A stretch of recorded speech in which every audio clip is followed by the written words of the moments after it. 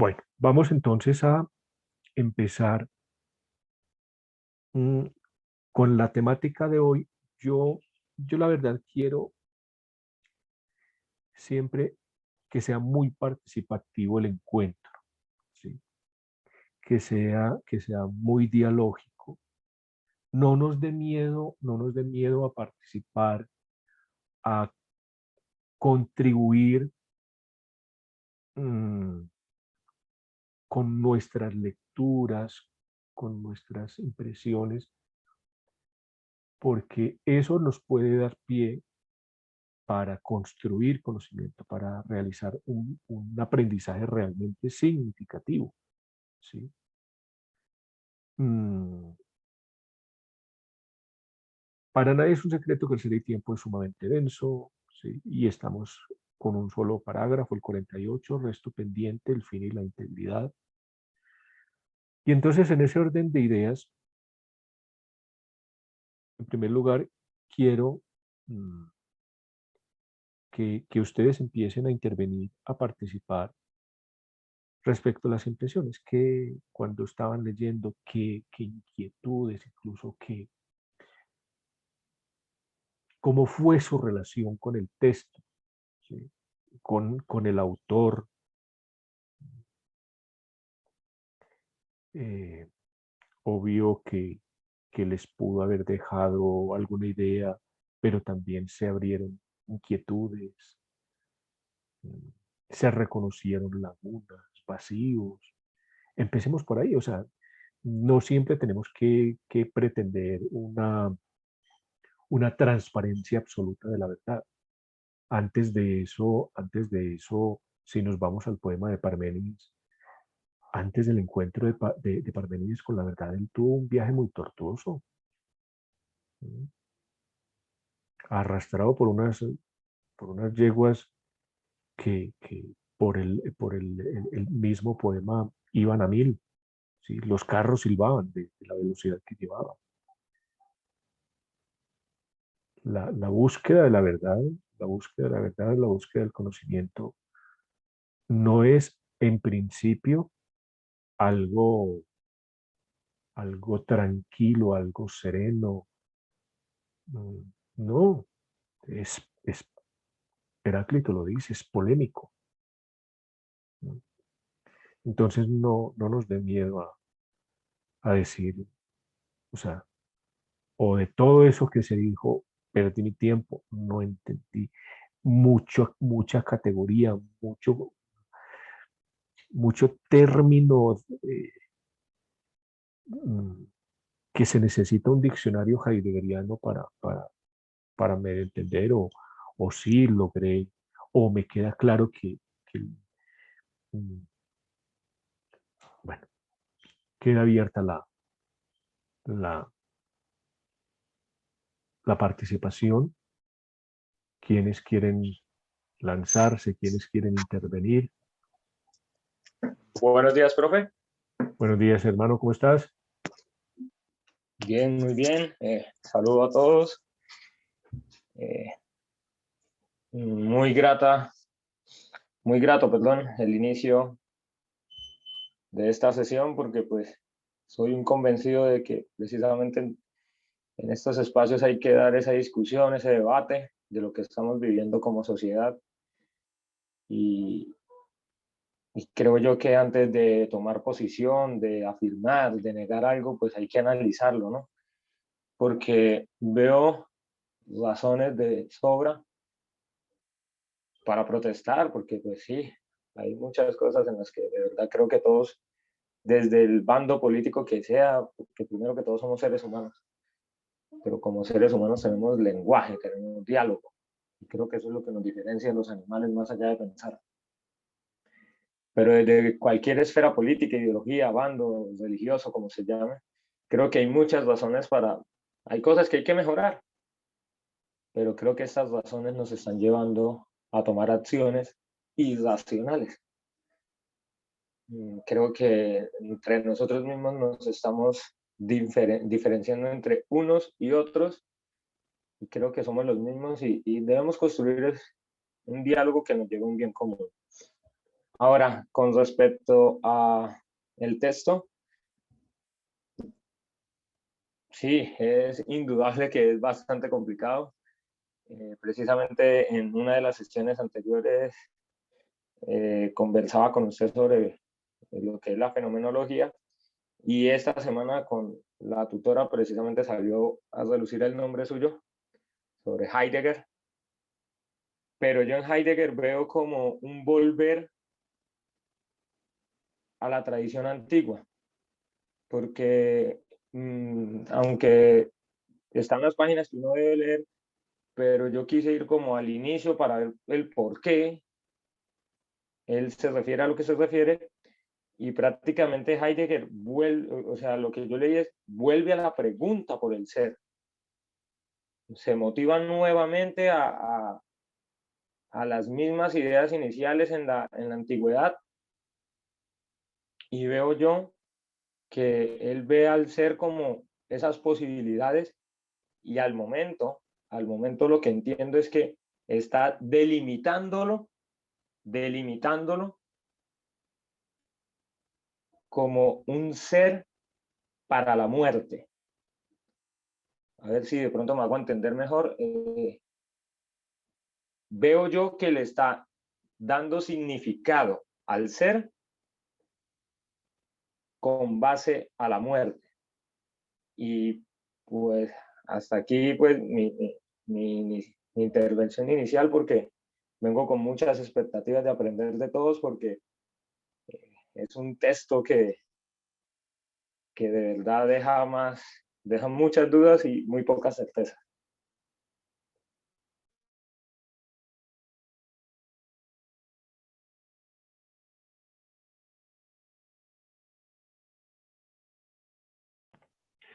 Gracias, Kenny. ¿Quién más desea? Miguel, adelante, por favor.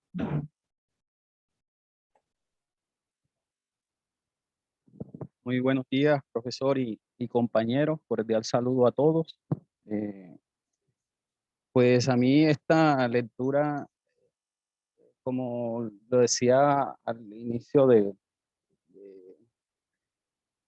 de los días del club, pues he estado como trabajando en el proyecto de investigación un poco sobre el cuidado y me ha tocado pues, leer a Heidegger, que fue uno de los filósofos que siempre me han llamado la atención, a los cuales de pronto, a pesar de todo lo que se pueda decir acerca de él, este, siento que es como una orientación mucho en cuanto a las cuestiones de la vida, de cómo se vive, de cómo la filosofía influye en la vida. De hecho, eso es lo que más me ha interesado sobre la cuestión de Heidegger y el existencialismo.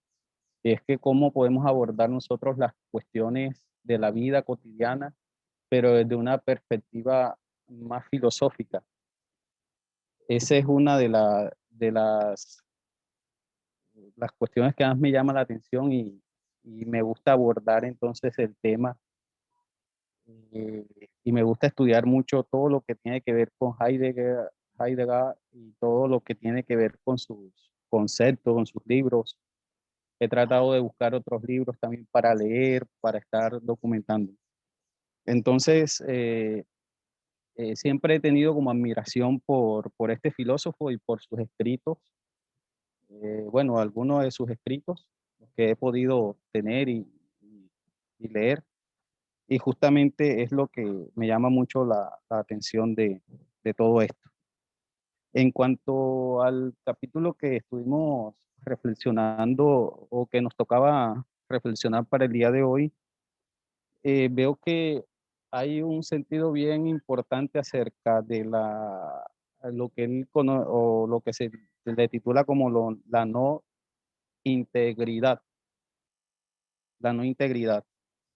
Y me llamaba la atención un poco las formas en que él hace la comparación de la no integridad, digamos, en el hombre y en algunos acontecimientos de la vida. Él hace como unos ejemplos de los cuales se rescata mucho la cuestión de un saldo pendiente, así como si uno estuviera debiendo algo o le estuviera faltando algo por cobrar, entonces va haciendo como una cuestión sumativa. Y él dice que esta forma de obtener o de ver la no integridad como algo que nos hace falta y que nos va a llegar a medida de sumar cosas, pues no es lo más adecuado. Y que justamente también ponía otro ejemplo así, que era algo de un fruto, del fruto que llega a su madurez, pero justamente eh, el hombre tampoco como que está en esa sintonía de la no integridad como llegada a una madurez.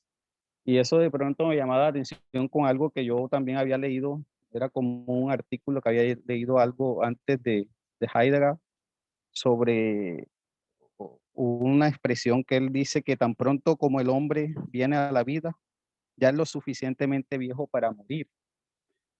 Y lo comparaba con ese, de pronto con ese ejemplo del fruto que él da, porque él dice que en el hombre no siempre nosotros consumamos, bueno, es lo que logré captar así, no siempre consumamos la vida antes de llegar al fin.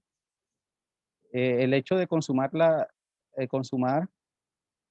es una, digamos, pues, llega derivado de una conclusión, un fin. Es decir, se consuma y se llega a su fin, pero muchas veces se puede llegar al fin sin llegar a la consumación. Es decir, puede haber una conclusión sin llegar a una consumación, y eso yo era lo que como proyectaba en una interpretación, es decir, a veces nos puede llegar un fin a nosotros, pero no hemos alcanzado lo que realmente habíamos previsto. Y de hecho, eso es como la cuestión de la vida, ¿verdad? Hay personas que mueren y de pronto murieron tan jóvenes, y de pronto no hicieron una consumación o un estilo o un proyectarse. Y por eso me llama la atención al final del parágrafo, porque él enseguida cambia entonces la concepción de la muerte, no como un llegar al fin, sino como un estar vuelto al fin. Y ese estar vuelto, él lo refería como que el hombre siempre debe estar, o sea, cuando llega al fin ya no puedes, digamos, pensar la muerte. Entonces, desde la vida ya te tienes que proyectar hacia lo que te va a acontecer. Aunque es un poco, digamos así, duro desde una experiencia espiritual acerca de las palabras de Heidegger, no podemos negar que puede ser algo que nos ayude a pensar más la vida, a vivirla con otro sentido, a buscar unos propósitos más, saber que estamos vueltos hacia allá, pues eso nos ayudaría a tener un propósito también a nuestro alrededor, con nosotros mismos y lo que respecta a los que están con nosotros. Entonces, ese es un poco la, de mi pensamiento acerca del autor y de la lectura que realizamos para este encuentro. Muchas gracias, Miguel. Adelante, Ana María, por favor.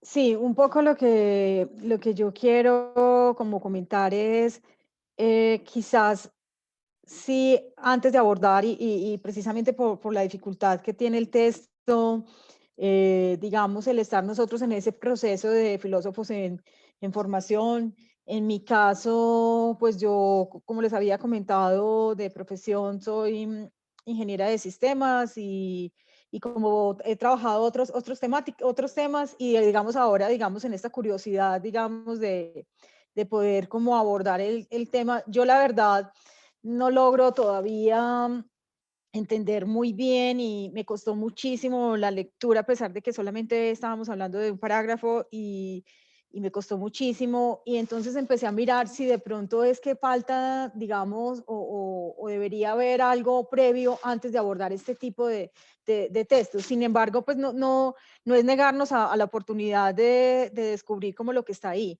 Entonces, como desde el punto de vista, y empezando porque este parágrafo que estamos leyendo para el día de hoy, parte, digamos, de hablar del concepto de ontología, de ese estudio del ser, de todo lo que de alguna manera tiene, digamos, esa naturaleza o esa temática o ese desarrollo que hace en sí mismo la ontología como parte de la filosofía.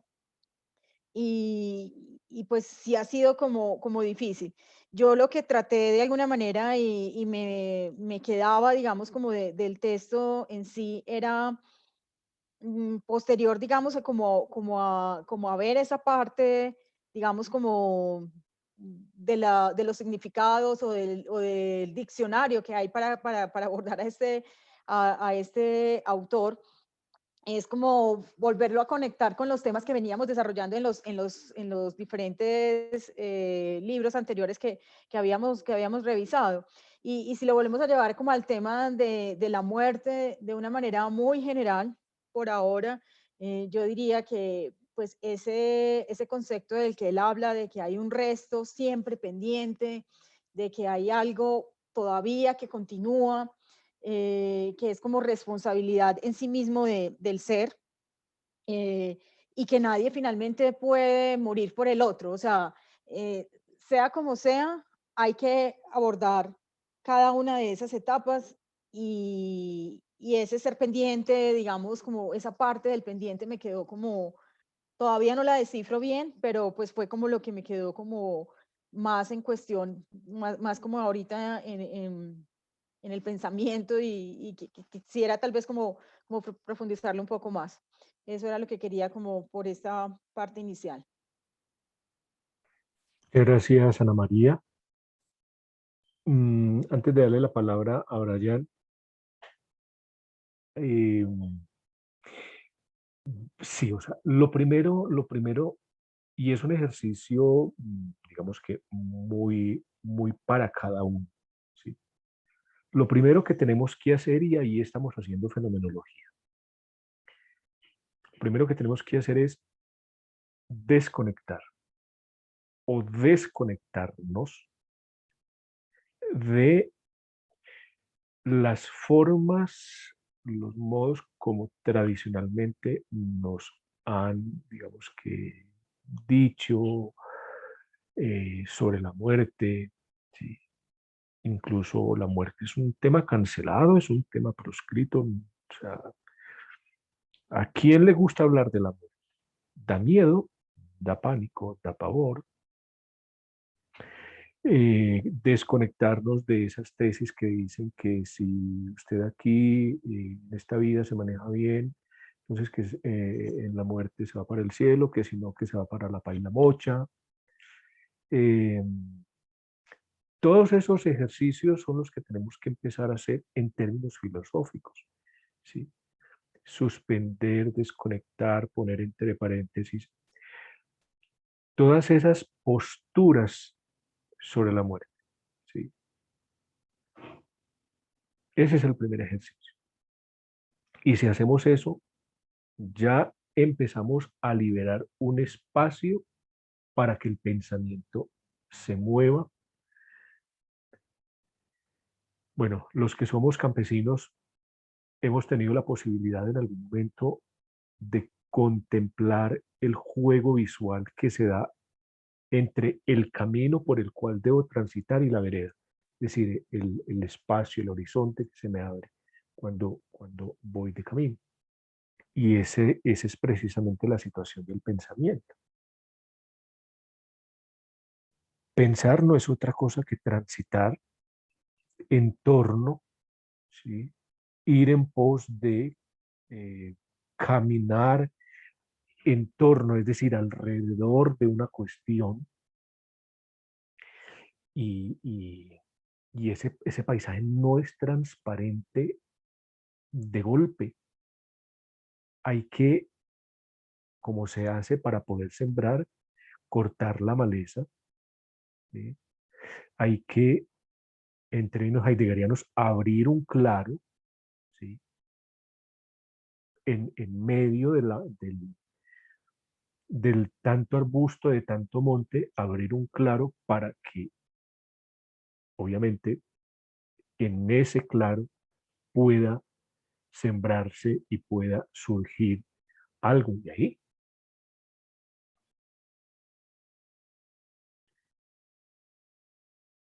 Pensar en la muerte no es desearla, no es buscar el suicidio. ¿No? Esa sería una interpretación vulgar de la muerte.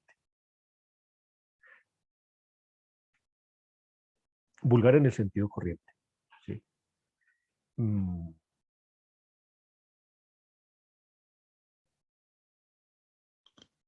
Pensar la muerte es, de una u otra manera, poner un espejo delante para que nos sirva como retrovisor. ¿Sí? Que me permita a mí, a partir de ese acontecimiento último, poder revisar mi existencia en el aquí y en el ahora, pero también en lo que sigue. Y si definitivamente, digamos que con esa realidad última, con esa posibilidad postrera, si yo voy a ser como la avestruz, que ante los problemas, ante las situaciones de la existencia, entonces clavo la cabeza en la arena, ¿no? O si por el contrario, la asumo. Nadie, ahorita decía Ana María, esa, esa, esa, digamos que esas cosas que ella siente que todavía tiene que ganar, ese es el reto filosófico, ¿sí? Para ella, pero para todos también. Todos estamos como filósofos en formación. Y Ana María decía, no sé qué hay que hacer antes de, para poder, no, o sea, yo, es feo uno autorreferenciarse, pero yo he leído 3, 4 veces Ser y Tiempo, y cada vez que lo leo, en algunos casos, honestamente, lo comprendo menos. Y eso en lugar de acabarme, me dice, hombre, hay que ponerle más empeño y hay que seguirlo leyendo y hay que seguirlo buscando. He estado trabajando en torno a un proyecto sobre filosofía de la esperanza, pero no como tener esperanza, sino como esperar. ¿Sí? No como virtud teologal, sino como existenciario, como modo de ser. Y créanme que estos ejercicios con ustedes, de tener que volver a leer, de dedicarle horas a un solo parágrafo, en ese concepto del todavía no, me ha dado luces para ese proyecto que estoy craneando, ¿sí? Si no se hubiese presentado esta posibilidad de este club de lectura, el club virtual de lectura, de haber escogido ese tema, de haber escogido, pues en estos momentos, ese concepto, esa noción del todavía no se me hubiera dado, o sea, es un don de la vida. Lo que pasa es que nosotros estamos acostumbrados a creer que lo que realmente importa es lo extraordinario. No, todo lo contrario. Lo extraordinario siempre acontece en lo ordinario. Cuando uno desvía la mirada buscando acontecimientos portentosos, ruidosos, ahí es donde uno pierde de vista la profundidad de la existencia. ¿Sí? No sé si ya se los había dicho, pero me encanta una frase de Nietzsche que dice que los pensamientos siempre vienen con pisadas de paloma. Nunca vienen con alborotos. Brian.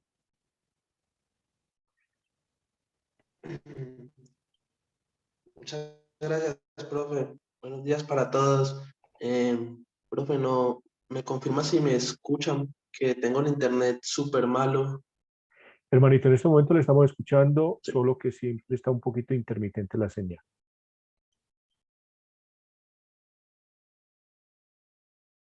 Sí, está súper complicado el internet.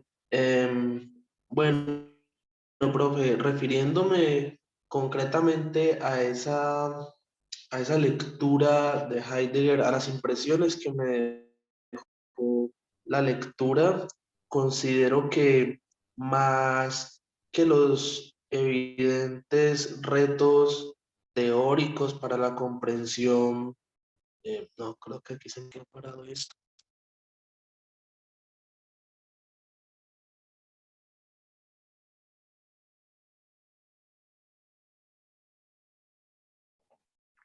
Creo que lo perdimos.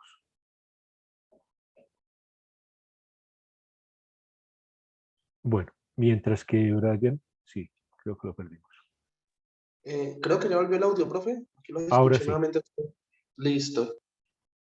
Sí, decía que la impresión es sobre esta lectura de Heidegger, más que los evidentes retos teóricos que implica intentar comprender cada parágrafo, pienso que, o por lo menos para mí, ha implicado toda una experiencia diferente en, en el abordaje de un conocimiento, de un pensamiento, porque, por ejemplo, con este concepto del todavía no, de un todavía no como algo que no me pertenece, sino que aún no me es accesible, me fijé mucho en ese término y pude integrar la lectura de una forma adecuada o inadecuada, por ejemplo, con un libro que es de asombros y nostalgia del traductor de la obra que usted nos entregó, que es Eduardo Rivera,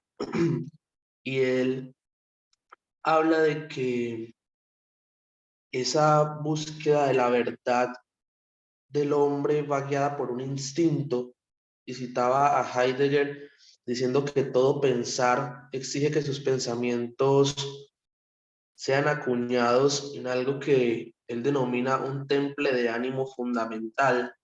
Y ese tema del temple de ánimo en una lectura filosófica y académica, para mí implicó realmente revolver todo el aprendizaje que tenía, por ejemplo, de mi formación como abogado, porque en el derecho un problema fundamental, incluso el fin del derecho actualmente, es la búsqueda de la verdad en los procesos, y la principal preocupación de la norma y del legislador es excluir eso del derecho, excluir el ánimo, excluir lo que llamamos lo subjetivo, los sentimientos, el saber previo de los jueces, al punto que la gran novedad de esta semana que se ha estado debatiendo en el derecho es un libro de un autor español, que lo llaman pues autoridad en la materia, como gusta decir a los abogados,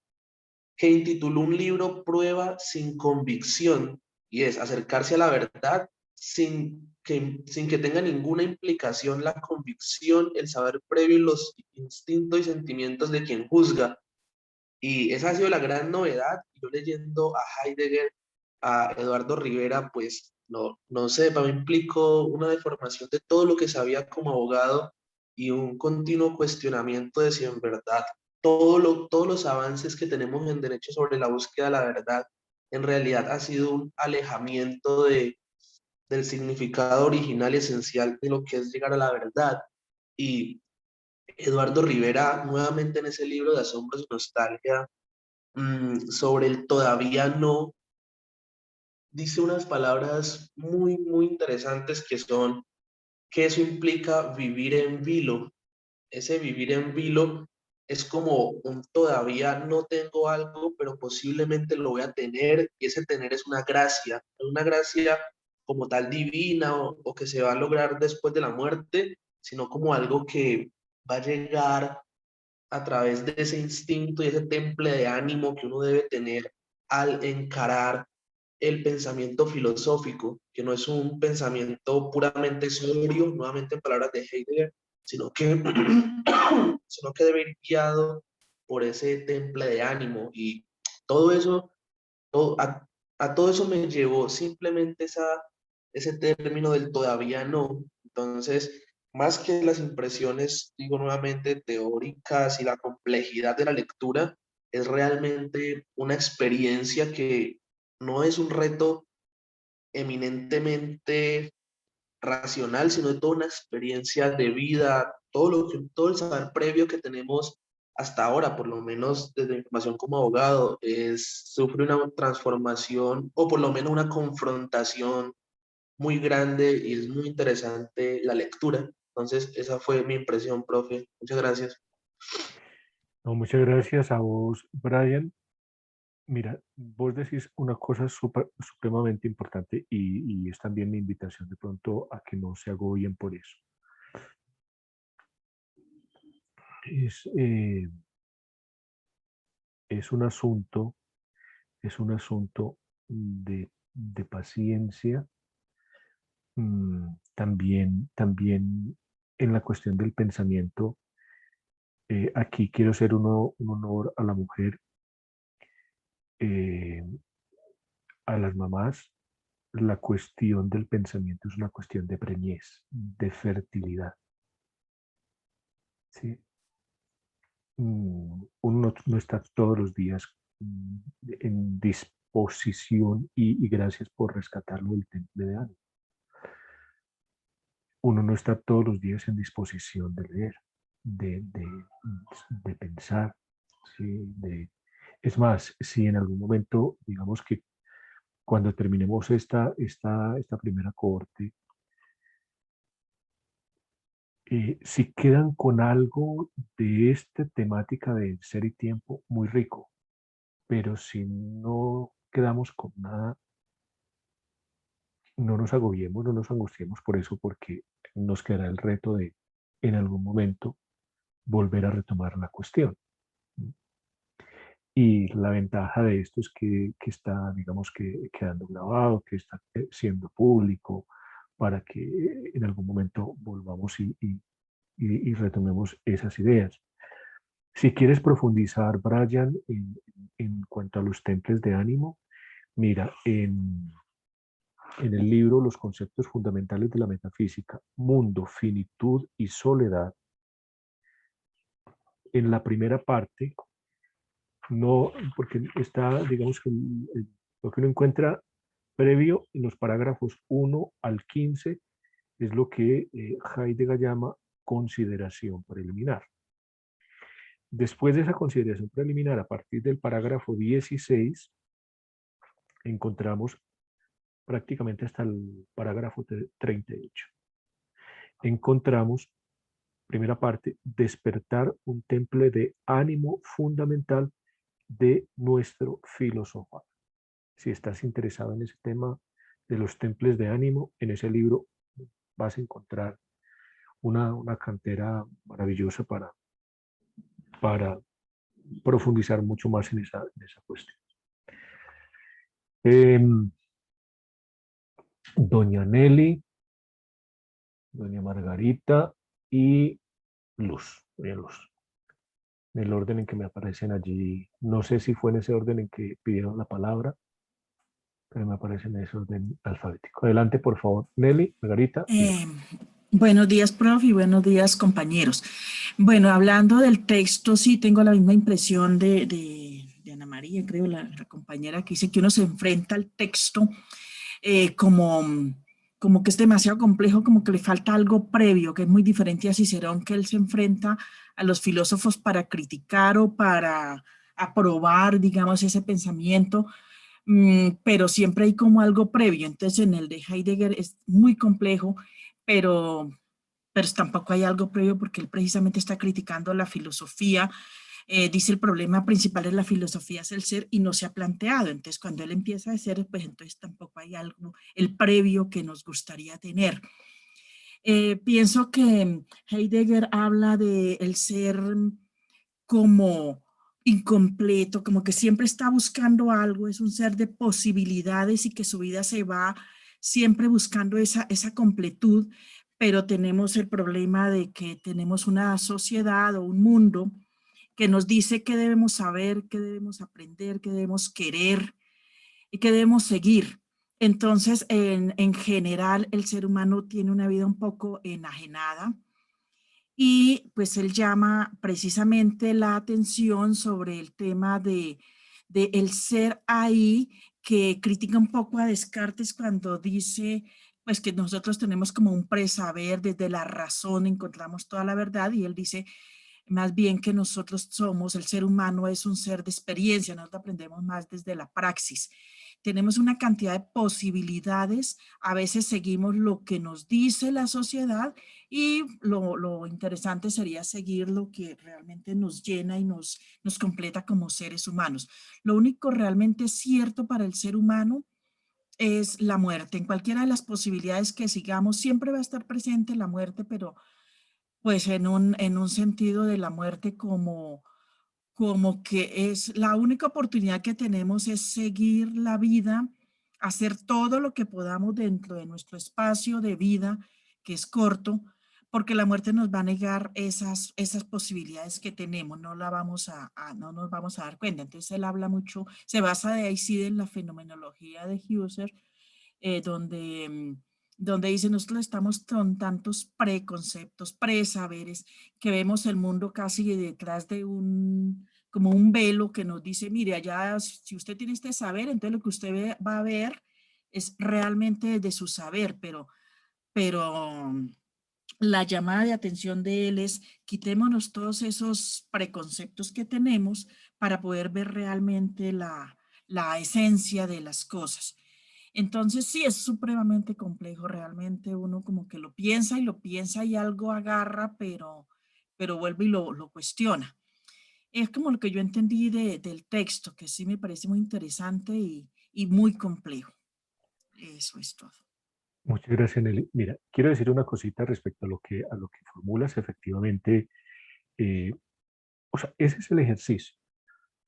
Solo que insisto, entre el paso de la primera parte de Ser y Tiempo a la segunda, la primera es una hermenéutica de la cotidianidad, la segunda es una hermenéutica de sí.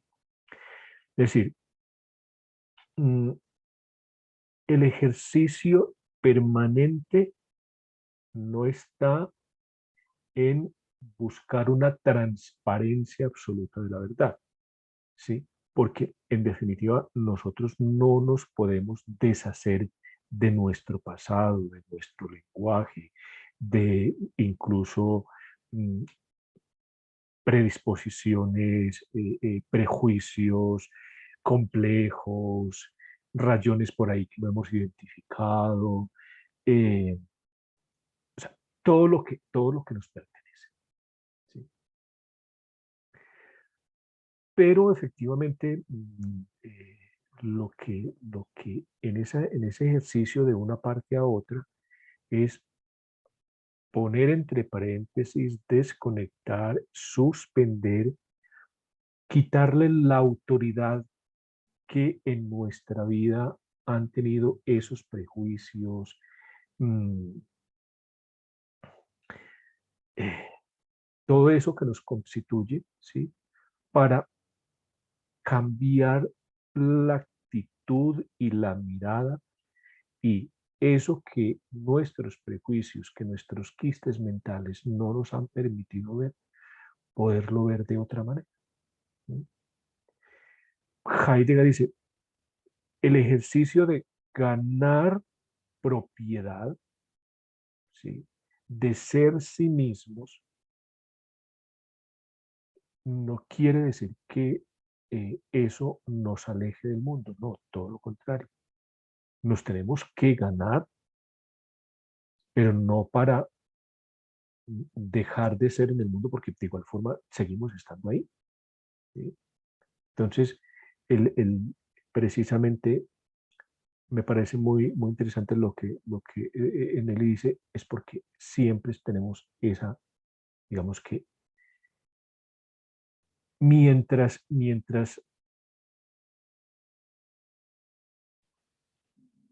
Estamos en ese todavía no.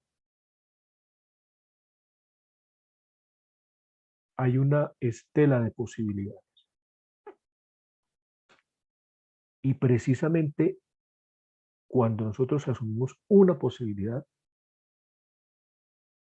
N posibilidades quedan en un segundo plano. ¿Sí? Es como cuando uno está contemplando el paisaje, hay cosas que están como en el punto de mira y otras que quedan como un poquito difusas, pero sin embargo están allí. No están diáfanas, no están transparentes como otras, pero sin embargo están estas posibilidades ahí. Margarita, adelante por favor.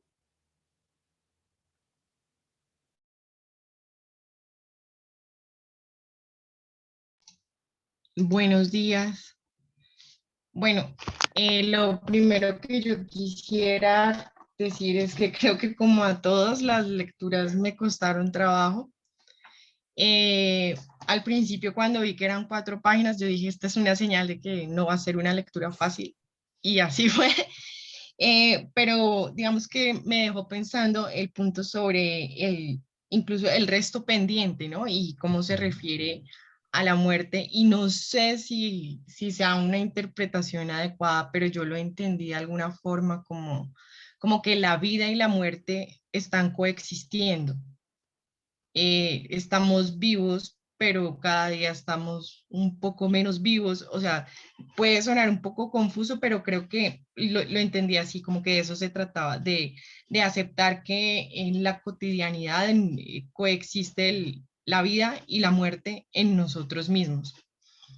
Y que de alguna forma el tiempo es un factor que siempre está presente y que siempre nos está acercando más a un punto o a una circunstancia en donde llega la muerte como algo natural. También lo entendí así, que la muerte no es como un evento, digamos que excepcional o especial, sino es simplemente algo que va pasando.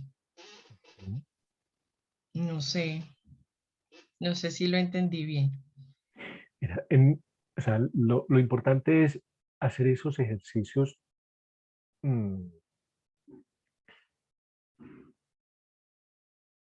con el tiempo uno va, o sea, lo bueno del diálogo, lo bueno del encuentro con el otro, es precisamente poder articular eso que muchas veces se queda en nuestro pensamiento. ¿Sí? Hay un ejercicio, o sea, en el ejercicio filosófico, o más bien en el modo de ser filosófico, porque yo no veo la filosofía como una profesión, sino como un modo de ser, es parte de la vida de uno. Entonces, una cosa es cuando uno piensa, cuando en palabras de Platón está uno en diálogo consigo mismo, pero cuando uno va a comunicarle al otro esa articulación a través del lenguaje, ¿sí? Ese pensamiento que se hace al lenguaje, también es un reto de mm, poderle comunicar, poderle como dejar ver al otro lo que ha acontecido en mi interior, en mi pensamiento. O sea, pensar no es un asunto de desarticular. Para mí es pensar en la cuestión más ética que puede existir, ¿sí? Porque supone que tú piensas para alguien. Claro, en un primer momento uno piensa con uno mismo, pero en el momento en que uno articula, en el momento en que uno le muestra al otro su ejercicio interior, esa apertura hacia el otro, ya independiente de que tú tengas la razón o no tengas la razón, lo importante es también esa capacidad de abrirse al otro, de participar al otro, de mis procesos interiores, de mi pensamiento, de, ¿sí? Es un asunto incluso de empatía. ¿Mm? Eh, con con esto nosotros tenemos que pensar en que el principio para construir pensamiento, para construir conocimiento, es la escucha, ¿sí? Dejarse tocar por el otro. Escuchar no es el mero oír, ¿sí? Porque uno con el mero oír, pues uno, si se trata de eso, uno escucha ruidos, la caída de un objeto, y eso no es escuchar. Cuando ladra un perro, eso no es escuchar, eso es oír. Escuchar es dejarse tocar por el otro, abrirse incluso a la tonalidad del otro.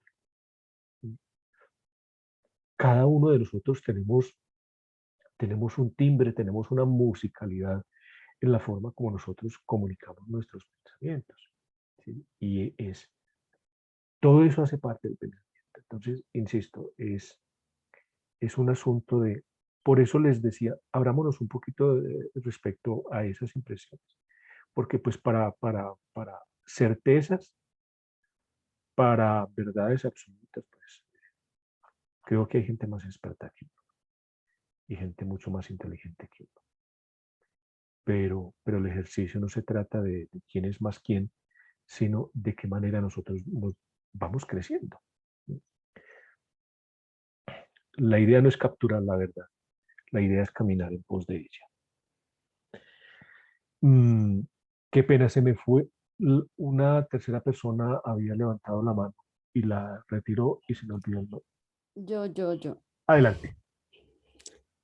Profe, bueno, yo voy a meter la cucharada aquí hoy. Entonces, yo lo que hice fue leer los documentos anexos, no leí directamente el texto de Heidegger, sino las interpretaciones que hicieron los módulos que usted nos facilitó. Bueno, entonces yo agarré eso y me devoré la mitad de una así, chu, y me quedó la siguiente inquietud. Sentí que había una angustia en el escritor buscando si en algún punto se podría considerar que el ser humano está completo. Entonces él decía que así como el fruto no es cuando está verde, cuando está maduro llega a su plenitud y luego empieza a morir y a podrirse. Entonces, luego encontré que el Dasein no puede llegar a ese proceso como término, o sea, él no termina, sino se acaba. Entonces a mí me llamó mucho la atención el de la lluvia. Entonces él dice, la lluvia se acaba, pero la lluvia está ahí. O sea, la lluvia no deja de existir.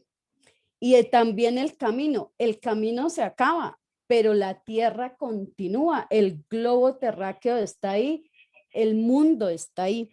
Entonces, encontré que el autor estaba como buscando en qué momento del tiempo el ser humano estaba completo, estaba ya listo para la muerte, diría yo. Entonces, eso me llamó muchísimo la atención, eso o sea, me dejó ahí como en stand-by y voy a seguir leyendo. Muchas gracias. Muchas gracias a vos. Mira, me encanta, digamos que insisto, la forma como cada uno abre su propia interioridad para comunicar su vivencia, incluso sus procesos. Mm, te apoyaste en fuentes secundarias, pero aún así lograste captar en el fondo el ejercicio, ¿sí? ¿Cuál es la propuesta del autor en ese caso? ¿Sí? ¿Cuál es qué es lo que realmente está buscando él allí, mencionas unos ejemplos. ¿Sí? Bueno, le quiero dar la palabra a Giovanni Estupiñán y a Kenny, y con estas dos intervenciones les comparto el texto para que finalmente sobre ese texto revisemos todas esas cuestiones que hemos formulado. Adelante, Giovanni, y luego Kenny. Buenos días para todos. ¿Me escuchan? Buenos Sí, días. Giovanni, te escuchamos fuerte y claro, adelante. Bien, mis impresiones frente al texto. Al principio, pues, la lectura la hice de corrido y al ver que no tenía alguna posibilidad de comprender, hice igual que la compañera. Me fui a los ejemplos y llegué a una idea, no conclusión. El ser en sí es completo cuando tiene la muerte en idea. Cuando se enfrenta a la muerte es verse al espejo y ver que allí está la muerte. El ser para ser completo necesita tener conciencia de la muerte. Y los ejemplos me basé sobre todo en la parte de la luna. Aunque la luna le falta un cuarto, sigue siendo luna completa. Y yo hice la semejanza con la oscuridad de la luna para ser llena. Esa es la parte que se significaría con la muerte. Aunque el ser existe, tiene que tener en cuenta la muerte para ser completo. Y aquí llegaron varias preguntas por no fijarme en el texto. ¿Cómo sentir la vida? Y si el sentido de estas lecturas es ver a la vida con otra perspectiva, no tanto la muerte, sino volverse a la vida. Y dije, pero para leer a este autor se necesitan 3 diccionarios, 3 intérpretes, sin siquiera acercarse al alemán. Sería casi que una vida completa sentado frente a un libro y pues la vida es afuera, no es tanto en las palabras. Esa es mi opinión, pero lamento no llegar. Y profe, una pregunta. Con la cuestión de los ejemplos, con la compañera anterior y en mi caso, siguen siendo las parábolas, las metáforas, los ejemplos cotidianos, la mejor forma de entender los mensajes o, digámoslo así, la verdad. ¿Cómo se ve, cómo se lee, cómo se siente el metalenguaje en Heidegger? Gracias. Giovanni, mira, ahí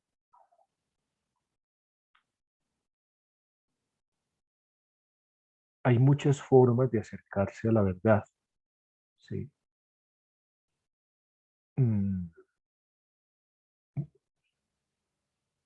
La riqueza, o más bien, ha habido historia de la filosofía, de las ideas, escuelas, autores, precisamente porque no hay una forma de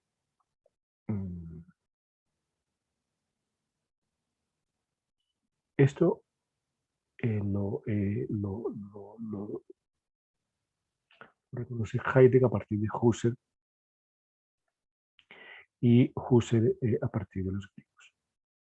El ser se dice de muchos modos.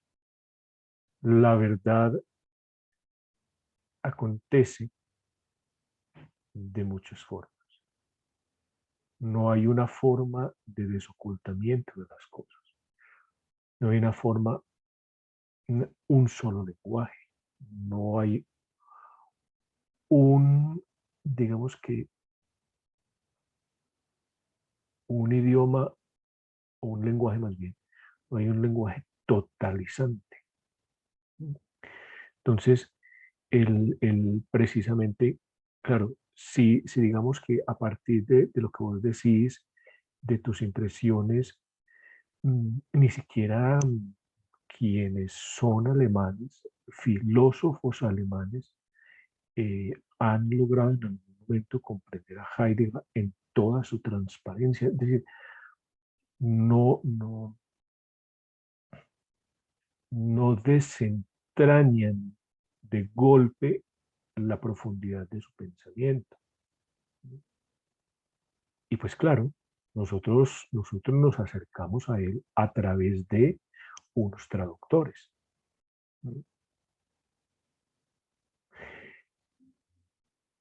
El ejercicio, insisto, el ejercicio del pensar no está en capturar la verdad. Está en buscarla, está en lucharla, está en coquetearle. El filósofo o la filósofa titulado con títulos, los títulos que tenga, en formación, como sea, tiene que ser un conquistador de la verdad. Pero conquistarla no en el sentido de capturarla, de raptarla, ¿sí? De apropiarse. Siempre va a estar, es como el horizonte, a medida que tú caminas hacia él, el horizonte mismo se va ampliando, ¿sí? Y lo importante no es precisamente llegar al fin, lo importante es precisamente transitar. Por eso muchas veces cuando lo más seductor del viaje no es llegar al destino final, sino el viaje mismo.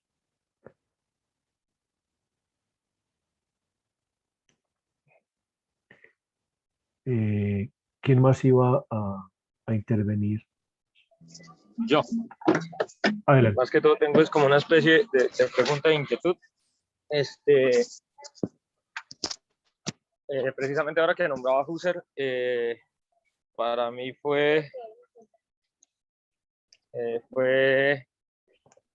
veo entre Heidegger y entre Husserl, veo como que Husserl es algo así más parecido a Platón y Heidegger a Aristóteles.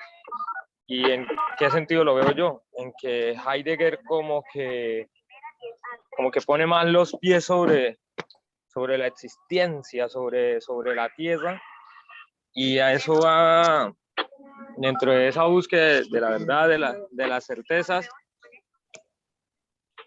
yo veo mucho el término posibilidad, posibilidades, y he encontrado, primero pues preguntar qué relación tiene esas posibilidades con el ser, porque pues yo lo que he encontrado es que somos como un cúmulo de posibilidades donde lo único que no es una posibilidad y sí es una certeza, pues es el fin, el acabamiento como tal, lo que llamamos muerte,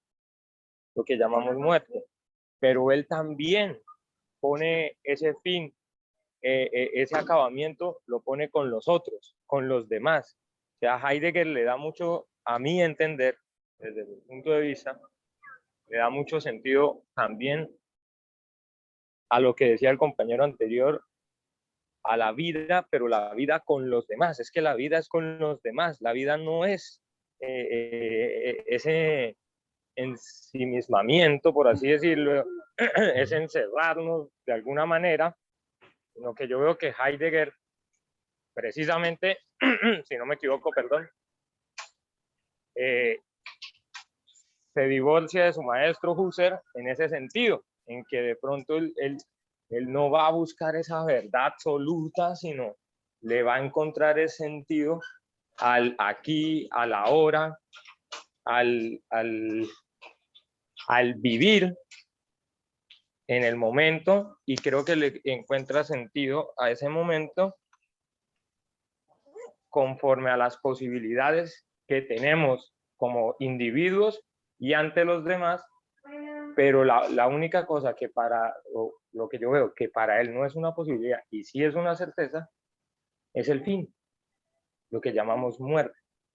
Entonces, de ahí como mi duda, mi inquietud, ¿cuál es esa relación porque yo cuando vi el término Dasein, lo primero que entendí fue decir, es como el ser humano, pero el ser humano con posibilidades, porque siempre estamos ante una posibilidad de ser o no ser, de hacer o no hacer.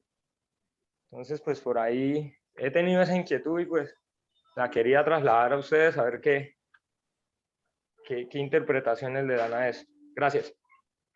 Gracias a Eugenio. Bueno, sí, es decir, incluso negarse a una posibilidad es ello mismo una posibilidad. Estamos siendo siempre sobre posibilidades. ¿Sí? Estamos siendo siempre sobre asumiendo, dejando. ¿Sí? Insisto, cuando uno asume una, N posibilidades quedan en un segundo plano. La muerte es precisamente esa posibilidad postrera sobre la cual no hay después otra posibilidad. ¿Sí? Sin embargo, es una posibilidad. Antes de presentar el texto para compartirles, quiero responder esta pregunta de Edwin. ¿Es posible que de tanto estudiar un texto se le agregue más valor y contexto que el mismo valor contexto que quería manifestar el autor? Bueno, yo creo que por un lado, para responder esa pregunta, uno podría retomar algunos elementos de la fusión de horizontes de Gadamer. Efectivamente, el horizonte del autor y el del lector, ¿sí? supone precisamente una ganancia.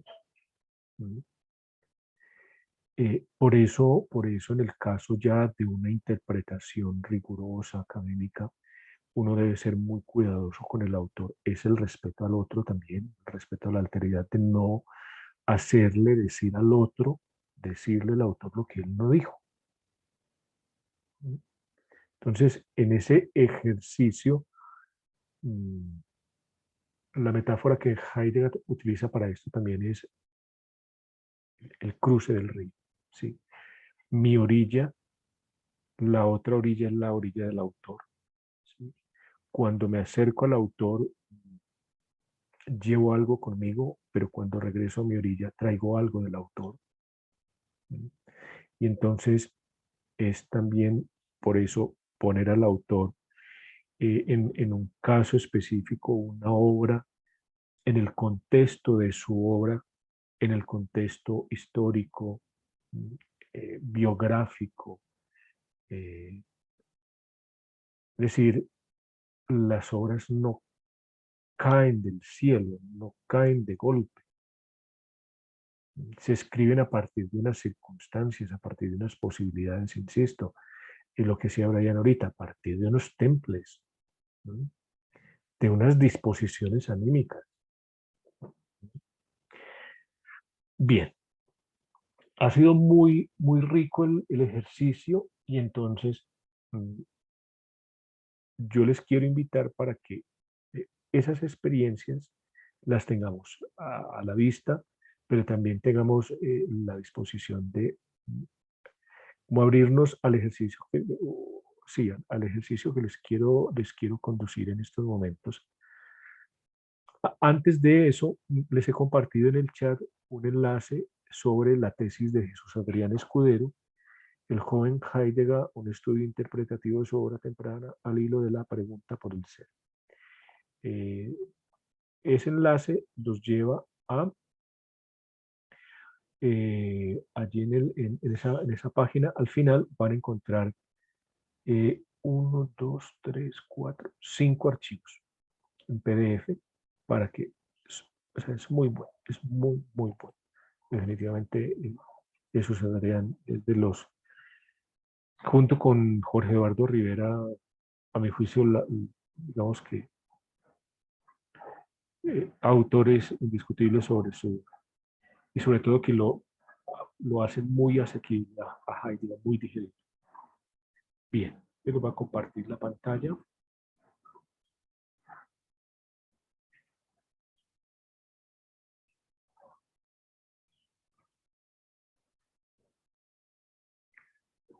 Bueno, entonces el ejercicio que les voy a proponer es lo siguiente.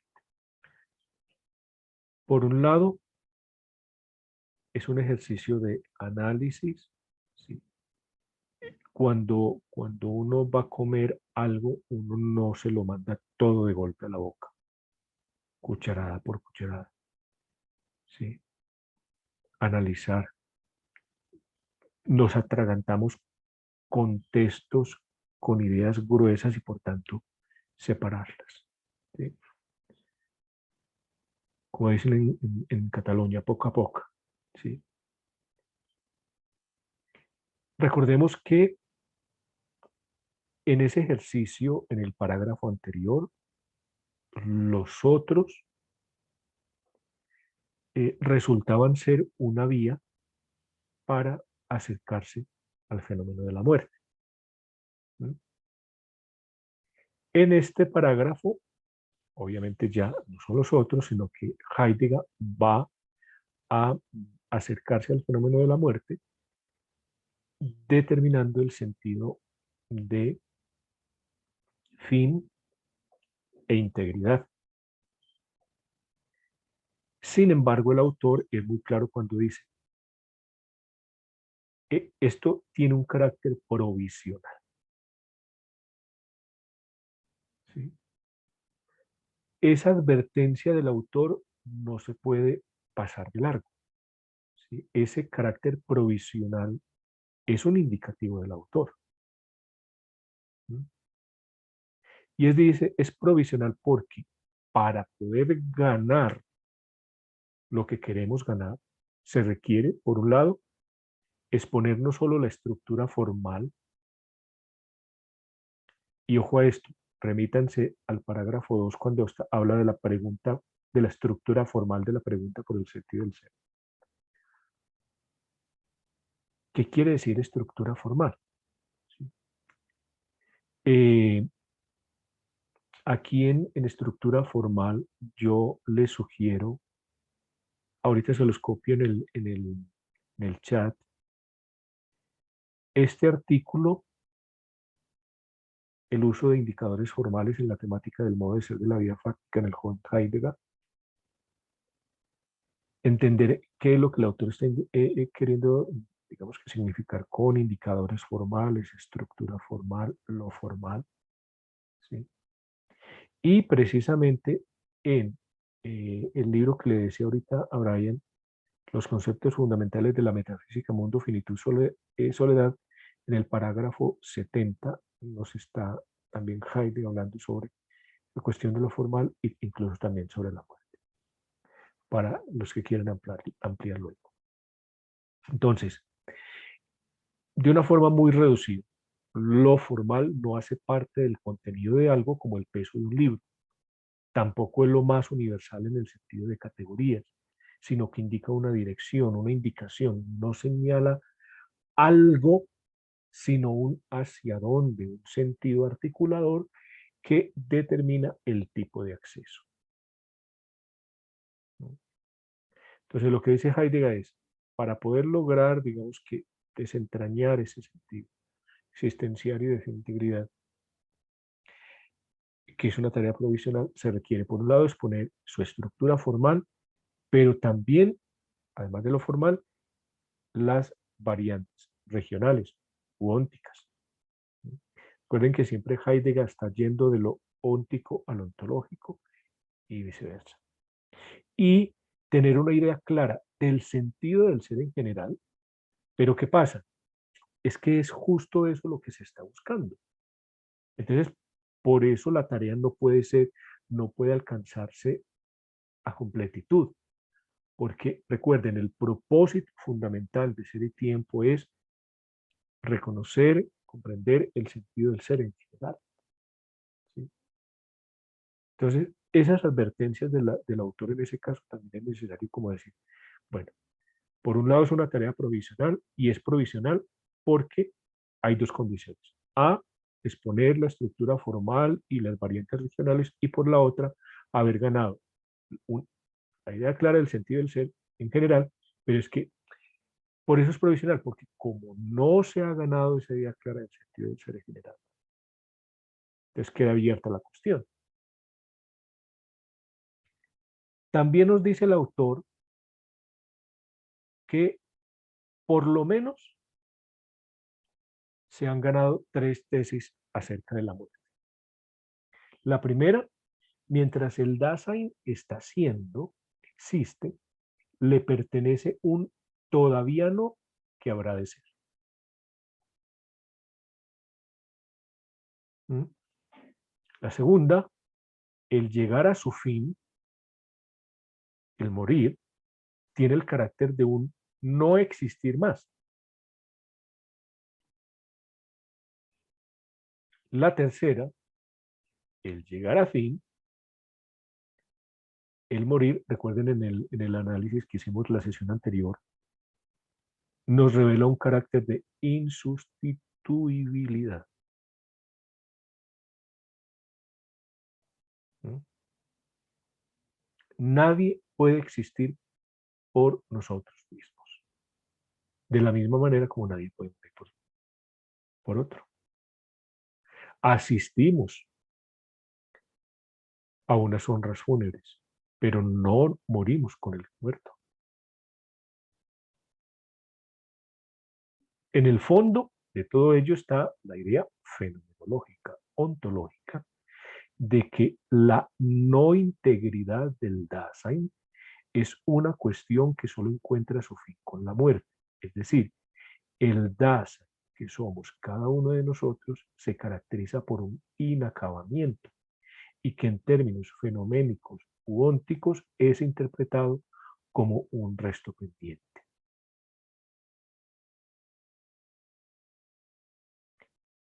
Entonces, carácter provisional de la tarea, se rescatan al menos 3 tesis provisionales también que se han ganado respecto a esto, pero ojo a esto. El ejercicio que propone Heidegger es vía negativa. Lo que se quiere ganar, comprensión respecto al todavía no, se quiere hacer de manera negativa. Es decir, diciendo que no es, porque de manera positiva, diciendo que es, todavía no se ha podido realizar el ejercicio. ¿Mm? Entonces, vía negativa, diciendo que no es, se puede también ganar algo. ¿Mm? Y lo que el autor propone son como 2 grandes momentos. Por eso les digo, análisis, no nos atragantemos con todo, no queramos capturarlo todo, poco a poco, paso por paso. Entonces, digamos que como 2 momentos o 2 vías negativas para ganar comprensión sobre el todavía no, entonces tenemos esta. La noción de falta, faltante o resto pendiente, Ausstand, y nos ofrece unos ejemplos.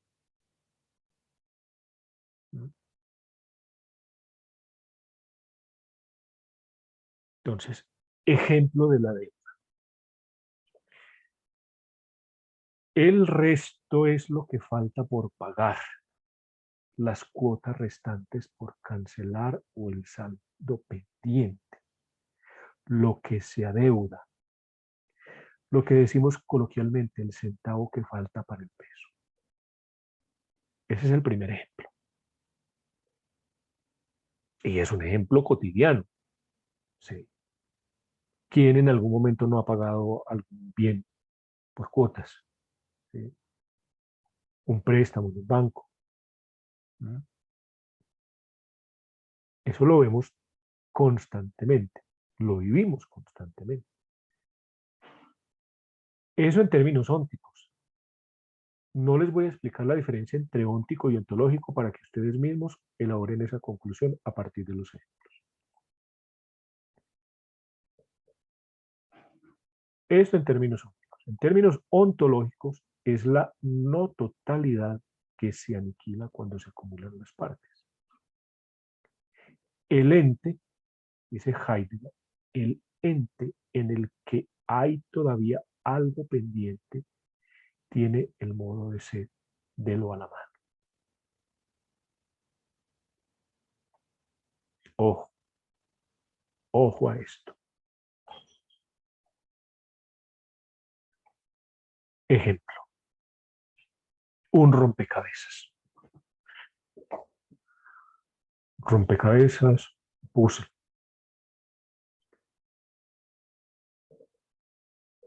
Esa es otra forma también de algo que falta, ¿sí? El resto pendiente, una ficha. ¿Sí? El rompecabezas no alcanza a completarse, no se termina si queda una ficha pendiente. Ahora, lo que va a decir Heidegger, y por eso cité este texto, lo que va a decir Heidegger allí precisamente es que allí donde hay algo pendiente o el ente en el que se reconoce que hay algo pendiente que le falta, ese ente tiene el modo de ser de lo a la mano, es decir, de ser un objeto, de ser un instrumento, de ser una cosa. El rompecabezas es un ente, ¿sí? Es un ente que tiene el modo de ser de lo a la mano. Se puede armar, se puede desarmar, se puede guardar, se puede incluso quemar. Esas son las posibilidades de ese ente a la mano. Pero ¿qué pasa? La existencia humana no es como un rompecabezas.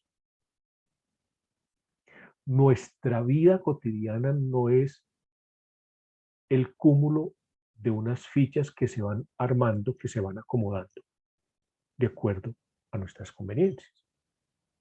La existencia humana no es la acumulación de acontecimientos que se van sumando hasta completarla totalmente. Es decir, cuando nos morimos, no podemos decir lo mismo que pasa cuando armamos el rompecabezas. ¿Sí? Entonces, el ser humano, el Dasein, no es, o el ser del Dasein, no es el mismo ser de un ente a la mano. Y eso lo está diciendo Heidegger desde la primera sección. El Dasein, el ser humano que todos y cada uno de nosotros somos entes también. Pero el ser nuestro no es el mismo ser de un ente. Y por eso, en términos éticos, uno no puede reducir el otro a instrumento. ¿Sí? Cuando usted deja de considerar al otro ser humano como un fin en sí mismo y lo reduce a medio, a un ente a la mano, a un instrumento, a algo, para lograr un fin, usted le está faltando a la dignidad de ese ser humano. ¿Sí? Porque lo está instrumentalizando. ¿Sí? Entonces, lo que Heidegger en este ejemplo de la deuda nos está diciendo que ese resto pendiente que nosotros reconocemos en algunas cosas, de una u otra manera pareciera que nos diera una idea, pero cuando encontramos que el ser del ser humano no es el mismo ser de una cosa, entonces eso queda ahí. Por eso ese carácter provisional. Dado que el ser humano no es un rompecabezas, ¿sí? Entonces no podemos decir que la muerte, el todavía no, sea esa fichita que falta para terminar de armar el rompecabezas. Primer ejemplo. Estamos todavía en la primera vía, ¿sí?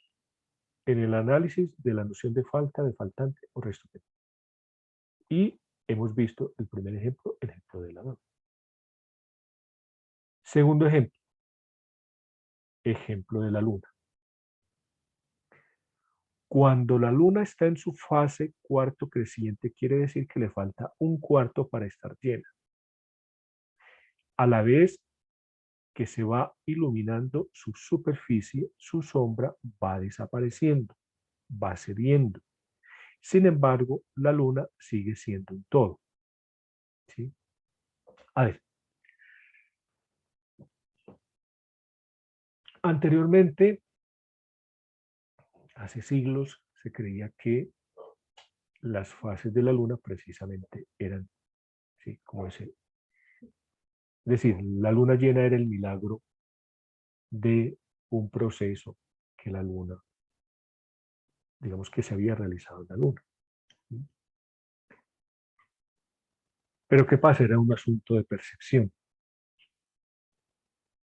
Como es un asunto de percepción, por decir algo, es que el sol salió por el oriente y se ocultó por el occidente. Es un asunto de percepción. Y es un asunto de percepción que se debe a un fenómeno astronómico, no de percepción, ¿sí? Se debe a que la Tierra rota, ¿sí? Se debe al fenómeno de rotación y de traslación. Entonces, no es que el Sol nazca, como decimos coloquialmente, el Sol nace por el oriente y se oculta por el occidente. Es una cuestión de percepción. Lo mismo pasa con la Luna. Ese no está todavía llena de la Luna, se debe a un asunto de percepción. Ese no está llena de la Luna no se puede equiparar, no se puede igualar con el todavía no del Dasein. El no todavía del Dasein no es una deficiencia de percepción propia o ajena, mía o del otro, sino un modo de ser que nos pertenece. Ojo a eso. Mientras que ese cuartico, ese cachito que le falta a la luna para llenarse, se debe a un asunto de percepción, el todavía no del Dasein no es un asunto de percepción, es algo que es constitutivo, es parte, le pertenece. El Dasein tiene que devenir, llegar a ser él mismo, y aquí él mismo resalta ese carácter insustituible, ser él mismo lo que todavía no es.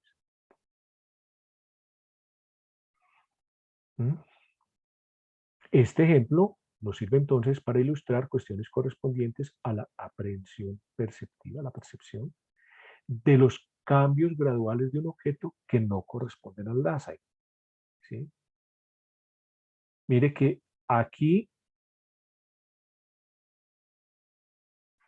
el aspecto del rompecabezas no corresponde al Dasein como el no todavía estar lleno de la luna no corresponde con el todavía no del Dasein. Pero sin embargo, analizar esos fenómenos nos abren a nosotros un poquito la mente, nos van abriendo un horizonte de comprensión, ¿sí? A partir de un análisis, a partir de un fenómeno óntico, del análisis de un ente, por analogía podemos trasladarnos a un nivel ontológico, ¿sí? Ese todavía no estar completo el rompecabezas, ese todavía no estar lleno de la luna, no nos dice que eso mismo es lo que pasa con el todavía no del Dasein, pero sin embargo nos está abriendo la mente a esos otros fenómenos y a partir, insisto, vía negativa, ¿sí? El ser del Dasein no es el mismo ser de la luna. Y entonces vía negativa nos está diciendo, ¿sí?, ¿qué no es? En esa vía del que no es, estamos advirtiendo entonces hacia dónde es que hay que tirar la cuestión.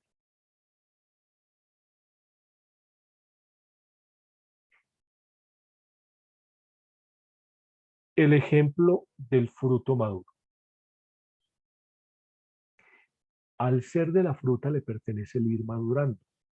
En este estar en maduración se muestra el ser del fruto, ¿sí? ¿Cuál es la realización plena del fruto? Madurarse. Palabras más, palabras menos. Ahora bien, la maduración del fruto no es algo que se le añada externamente. El fruto deviene maduro por sí mismo. El fruto llega a ser en un estado de maduración. Pareciera ser que ese llegar a ser maduro del fruto sugiriera, diera a comprender que se puede relacionar con lo que se viene preguntando. Si el fruto y Dasein tienen en su modo de ser el carácter del devenir, el todavía no del Dasein es una cuestión de inmadurez.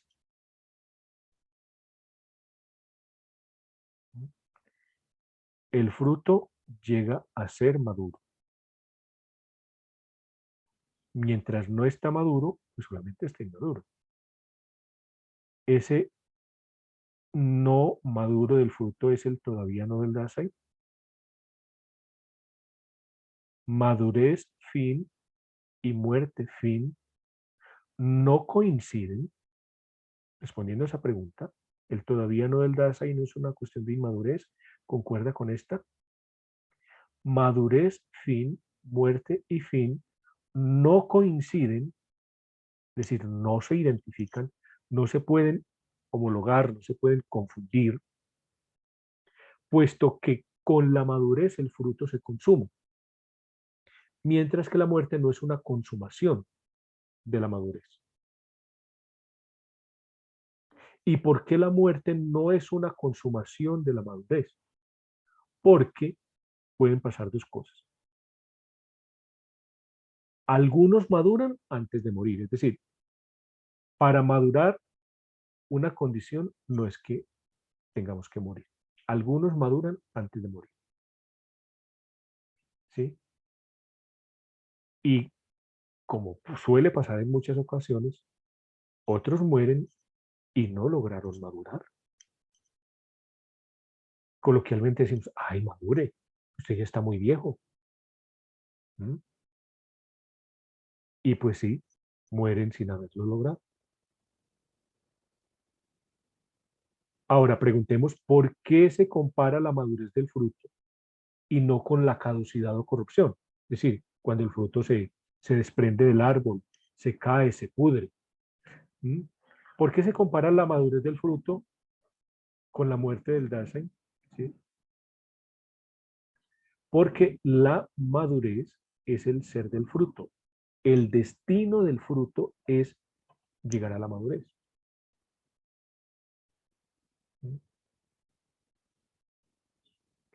Este ejemplo nos sirve para ilustrar cuestiones correspondientes ya no a una cuestión de percepción, sino de cambios o de movimientos de un objeto. Y sobre todo en el caso del fruto, son cambios y movimientos internos. Insisto, la madurez del fruto no es algo que se le ponga, ¿sí? No es una etiqueta que se le pone al fruto. El fruto por sí mismo llega a ser maduro.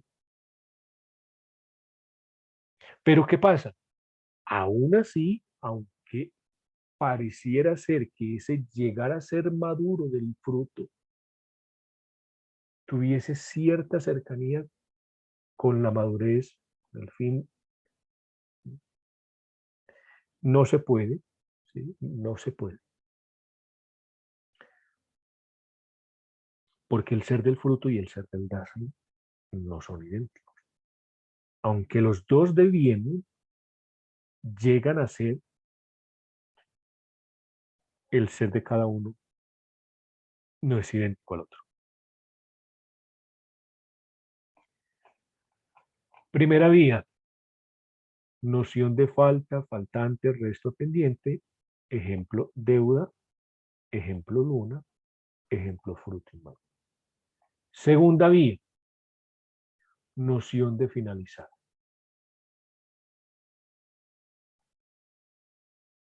En esta vía podemos contemplar los ejemplos de la lluvia, del camino, del cuadro, del pan. El terminar de algo no significa lo mismo que el consumar o madurar del Dasein, sino un cierto cesar. Ejemplo, cuando cuando escampa, lo decimos coloquialmente, escampó, ¿qué quiere decir con eso? Que la lluvia terminó, cesó, acabó de llover, dejó de llover.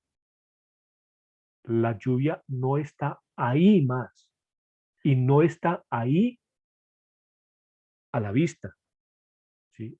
Sabemos que la lluvia acabó, cesó, porque uno, no están cayendo goteras, ¿sí? Porque podemos salir de nuestra casa a la calle y no nos vamos a mojar, no tenemos que hacer uso del paraguas. Hay muchas formas de evidenciar que la lluvia cesó, que finalizó, que acabó. El ejemplo del camino. Cuando un camino acaba, desaparece. Está ahí a la vista como inconcluso, ¿sí? Y cuando llegamos ahí, decimos, se interrumpió el camino, ¿eh? ¿Qué pasó con este camino? No está terminado, ¿sí? Será un elefante blanco.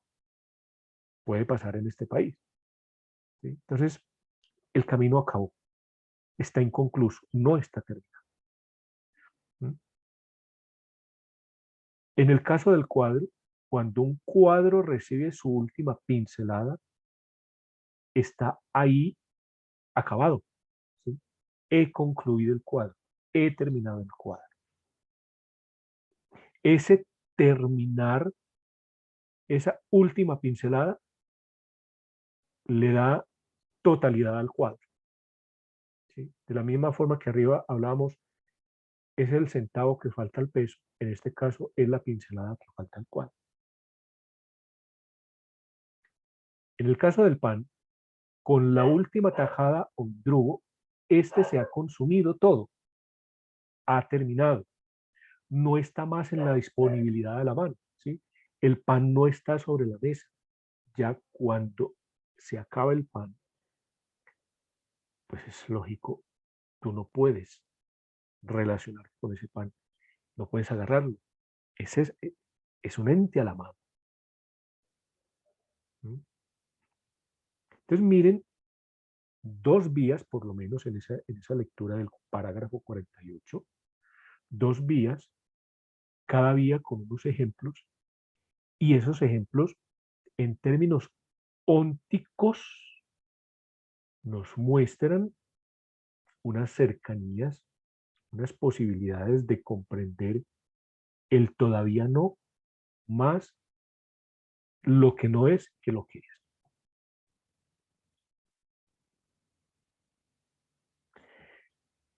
De esas dos vías y de esos ejemplos, ¿qué podemos decir? En conclusión, con ninguno de estos modos de acabar,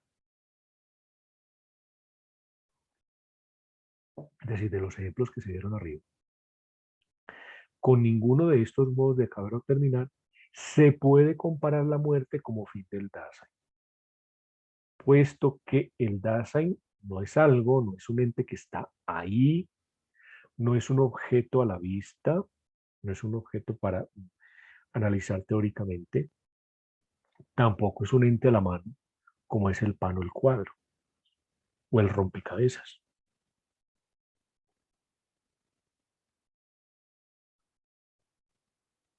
La muerte no significa un terminar en el sentido de haber llegado al fin, sino estar vuelto hacia el fin. Gauss lo traduce ser para la muerte.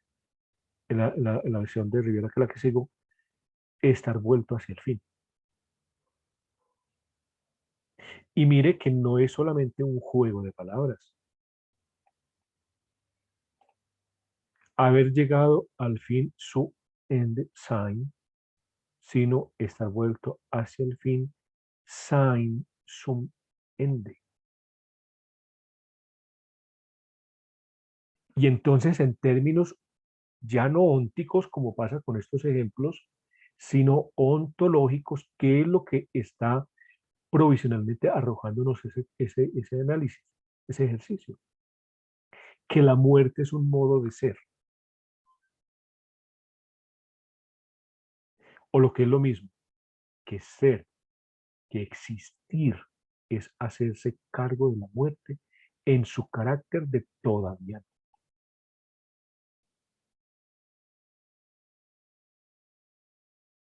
Jesús Adrián Escudero, en la guía de lectura de Ser y Tiempo, en el volumen 2, dice: el fenómeno de la muerte obliga al Dasein a reconocer que la existencia no se limita a momentos específicos. Momentos específicos como los que hablamos acá. Dejó de llover, llegó a la madurez, estamos en plenilunio,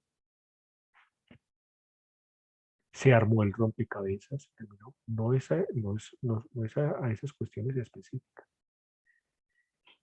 El fenómeno de la muerte obliga al Dasein a reconocer que la existencia no se limita a momentos específicos. Y nosotros como nos amargamos la vida por pendejadas. Lo que realmente importa es la integridad de esos momentos. El sentido que recoge cada una de esas cosas, de esas vivencias, y le da un aspecto, ¿sí? Es en torno a esta integridad de la existencia en pos de lo que va la pregunta de Heidegger. Y dice Adrián, entre otras cosas, que Adrián no es nombre sino apellido.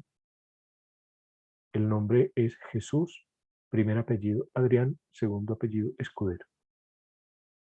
Entonces dice Adrián, lo que realmente importa es la integridad de esos momentos y sobre todo el modo como se viven, la actitud, ¿sí?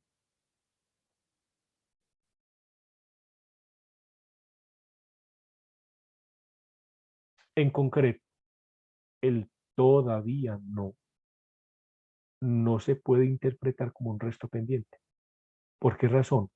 Porque como es un modo de ser del Dasein, ya dijimos que Dasein y el ente, cualquier ente, un cuadro, un rompecabezas, un pan, la luna, son entes, ¿sí? De ellos sí se puede decir de una deuda en un banco, de una cuota, de una casa que estamos pagando cuotas, de eso sí podemos decir que hay un resto pendiente, que hay algo que falta por pagar, pero del ser humano no. El todavía no al que nos referimos con la muerte no es eso que está pendiente por liquidarse. Y precisamente recuerdo que creo que era Edwin Giovanni, el que hacía referencia a esta cita de Johannes von Teppel. En el Campesino de Bohemia dice: no bien un ser humano llega a la vida, ya es suficiente viejo para morir. ¿Sí? El nacimiento, traducido, el nacimiento no supone un empezar a vivir, sino a morir. Y precisamente a nosotros se nos ha educado desde que nacemos, ¿sí? Es precisamente a evadir la muerte. Es espantoso hablar de la muerte. Ese tema está cancelado.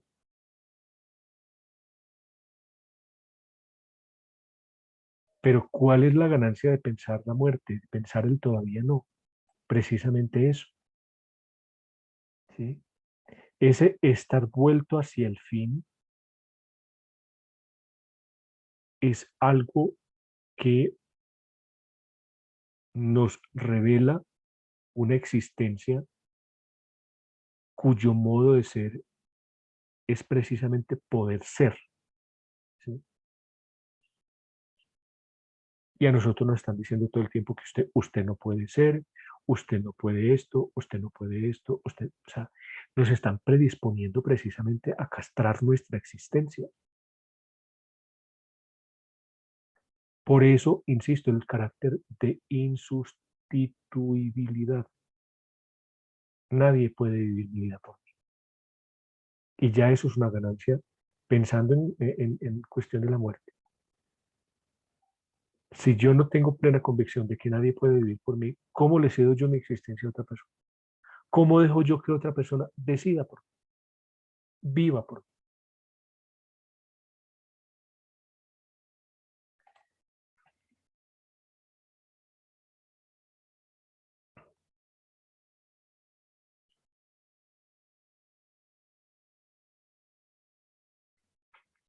No nos olvidemos, por favor, diligenciar la asistencia. Unas 2, 3 intervenciones para terminar. Conclusiones. Miguel, adelante, por favor. ¿Qué pueden concluir ustedes del ejercicio de reflexión que hicimos anteriormente, de estos apuntes que les comparto? ¿Qué podemos concluir? Miguel. Bueno, profe, más que todo era un comentario, era Sí. que, bueno, también ahí leyendo a Escudero, no sabía que era el apellido Adrián, creía que era un nombre. Él también, como para ilustrar esto, sí pone como un ejemplo, digamos, muy significativo que le llama que el juego infinito e infinito. Entonces, habla sobre una cosa es dar una clase y otra ser un profesor. O sea, el profesor siempre va a ser un profesor, o sea, pase lo que pase. Mientras que cuando se da una clase es un tiempo limitado. Entonces, yo creo que esa figura él sí la pone como una cuestión positiva para poder comprender esto de la no totalidad. Y más adelante, en unos parágrafos posteriores, esto lo va a llevar también cuando él hace la asociación con el cuidado, de la muerte con el cuidado, cuando habla sobre la caída, él dice que el hombre está viviendo muchas veces la muerte como especie de una angustia, como la angustia, y dice que esta angustia muchas veces se manifiesta de una manera totalmente negativa, es como bloquearnos frente al hecho de la muerte, es decir, no pensar en ella, tratar de esquivarla, tratar de vivir inauténticamente, justamente lo contrario de pronto de lo que se debe ser, que es tener la conciencia del ser para la muerte. Entonces, esa forma de la caída que manifiesta el hombre esquivando la muerte, es también como una forma de manifestación, digamos, como negativa de esa misma situación de comprender la muerte de una manera de acabarse, de finalizar. Bueno, entonces eso. Y otra cosa que de pronto tenía como en mente era que, profe, sería bueno hacer no sé, un curso o algo así sobre una profundización bien específica en Heidegger. Sería una opción. Yo creo que muchas personas asistirían para conocer en realidad al autor en todas sus obras. Una de las cosas que un poco me aclaró, porque yo también era de las personas que de pronto primera vez que abordé a Heidegger no entendí nada. Y una de las cosas que me aclaró y que ahora por lo menos logro captar cosas es que yo leí algo sobre la génesis de la vida filosófica en Heidegger, como él, y de pronto les recomiendo eso a los compañeros, como él diferencia dos cosas, una vida normal, una reflexión normal de la vida, y cómo desde ahí de la reflexión normal de la vida uno puede trascender un poco más y hablar entonces ya filosóficamente de la vida. Por eso es que desde ahí él dice que la única forma que hay para iniciar una génesis de la vida filosófica es primero estar viviendo una vida normal, o sea, de la vida. Y eso de pronto fue como un chip, así como en Matrix, que le ponen como una USB y enseguida como que se le abre la mente y aprendo que, bueno, eso más o menos me sirvió para captar un poco más todo esto de la cuestión de Heidegger, pero sí, eso sería bueno, profe, no sé si de pronto usted lo vea viable, hacer como una profundización bastante en Heidegger. Perfecto, Miguel. Mil gracias, hermano. Ana María, respecto a la referencia, es la de Aramburu, la de los indicadores formales, allí se las copié ya con referencia a APA, solo que ahí se pierde como la cursiva de Revista Internacional de Filosofía. Ese es el artículo que les sugiero de pronto leer. Gracias, Miguel. Bueno, no sé si en algún momento podría como pensarse para el segundo ciclo, para el segundo semestre de este Club Virtual de Lecturas Filosóficas,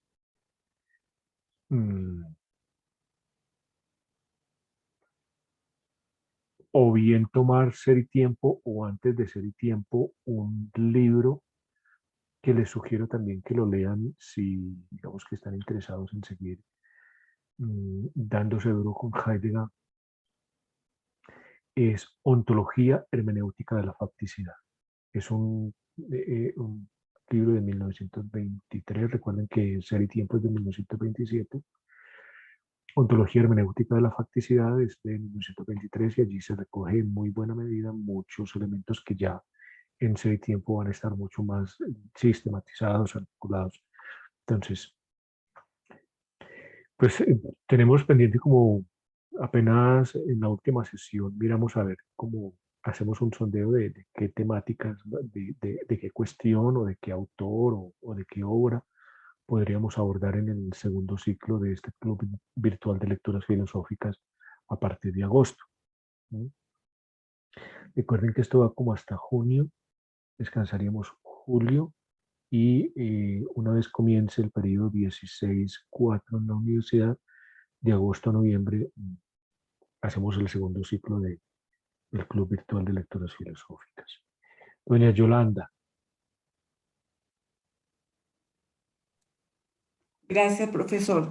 Lo que quería comentar es que partiendo del texto que usted nos comparte, al menos en mi caso, entendí un poco más aquello de el resto pendiente y el fin.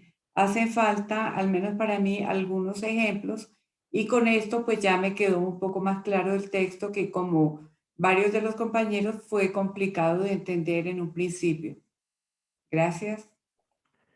Muchas gracias a usted, doña Yolanda. Sí. Entonces, como para cerrar, tenemos que, digamos que tener muy presente todos los datos que nos va dando el autor. Recuerde que al principio nos iba hablando de provisional, es un análisis provisional. Y es un análisis que no nos dice qué significa ese todavía no, sino más bien qué no es. Y nos dice que no es a partir de dos vías cada día unos ejemplos sobre entes que no son, que no, el ser de esos entes no es el mismo ser del Dasein. Entonces, a partir del análisis de entes que no son como el ser humano, ese ejercicio irá acotando precisamente, o sea, está como abriendo espacio a partir del análisis de los entes que no son como el Dasein, como el ser humano, que somos cada uno de nosotros mismos. Entonces, ese ejercicio de ir despejando, ¿no? Es lo que prácticamente es el ejercicio que se da ahí en ese parágrafo 48. Ya en el parágrafo 49, que será la próxima, el próximo sábado, el parágrafo 49,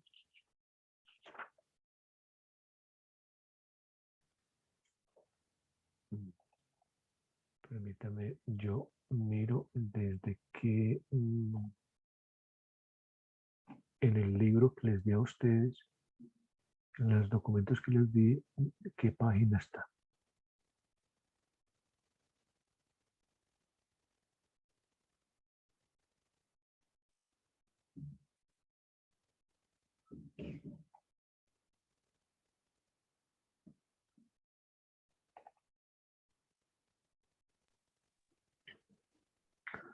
Ya se los voy a copiar allí en el chat para que 8 de mayo, 15 de mayo,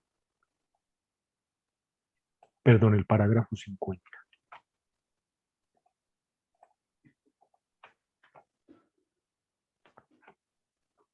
Estructura ontológico existencial de la muerte. En el parágrafo 49, fue un error mío, creo que sí. Tenemos que haber analizado el parágrafo 49. Bueno, es una duda que yo les cumplo a ustedes. Podemos leer parágrafo 49 y parágrafo 50. ¿Sí? Sí, leamos el 49 y 50 total. No está muy, digamos que muy extenso tampoco.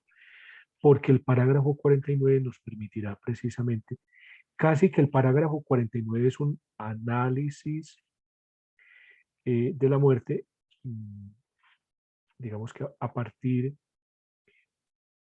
de ya digamos que de la parágrafo 49 es un análisis, una interpretación, una comprensión de la muerte desde una interpretación óntica, y el parágrafo 50 es ya ontológica, ¿sí? Entonces, en términos ónticos, ¿qué quiere decir morir? ¿Sí? Cuando hablamos de una muerte biológica, de una muerte biográfica, ¿sí? Ya en el parágrafo 50 estaremos hablando entonces de ese esbozo que hace Heidegger en torno a la estructura ontológico-existenciaria de la muerte. Ya no en términos ópticos, sino en términos ontológicos. Entonces, quedamos con esa tarea. ¿Sí? En el parágrafo 49 nos vamos a encontrar con el análisis que hace de la muerte desde las ciencias biológicas y médicas. ¿Sí? Parágrafo 47, nos aproximábamos en torno a la muerte desde la muerte de los otros. En el parágrafo 48 nos aproximamos a la muerte a partir de el análisis de ciertos fenómenos de algunos entes, unos ejemplos. Y aquí ya en términos de comprensión o de interpretación óntica, desde las ciencias humanas, desde las ciencias biológicas o médicas, ¿sí? Ese será el ejercicio.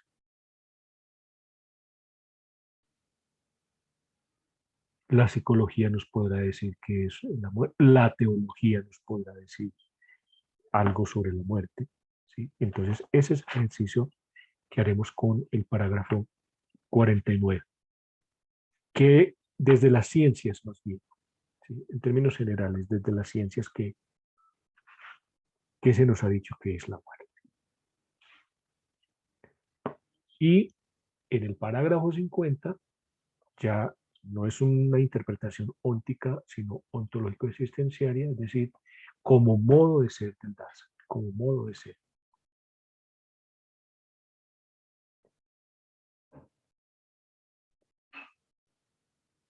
Gracias, doña Yolanda. El 49 es página 267.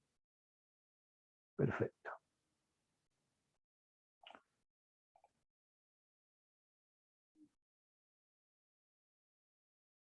Si me disculpan, por favor, para el 15 de mayo es 49.50. Estaría 15, 22 y 29. Entonces, una feliz tarde. Un gusto podernos vuelto a encontrar a pesar de esta situación tan tensa de estos días. Todos los días hay que dar gracias. Miren, lo único que nos separa de los animales y nos acerca a los ángeles, hablando en términos poéticos, es la gratitud.